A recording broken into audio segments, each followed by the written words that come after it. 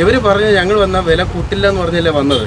ഇപ്പൊ ഈ 8.5 വർഷം കൊണ്ട് അങ്ങനെ വില കൂട്ടൂല എന്നൊന്നും പറഞ്ഞില്ല. എല്ലാം ശരിയാവുമെന്ന് പറഞ്ഞു. എല്ലാം ശരിയാവുമെന്ന് പറഞ്ഞു. എല്ലാം ശരിയായി കണ്ടോ? അതെ,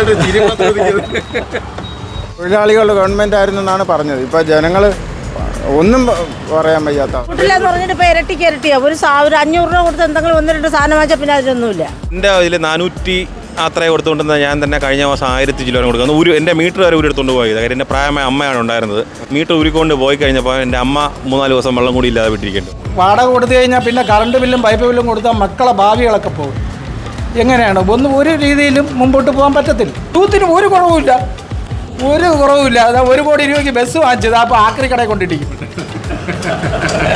നമ്മൾ ആരോട് പറഞ്ഞു? ഞാൻ CPM പാർട്ടി മെമ്പറാണ്. പാവങ്ങൾ എന്ത് ചെയ്യും സാറേ? പാവങ്ങൾ എന്ത് ചെയ്യും?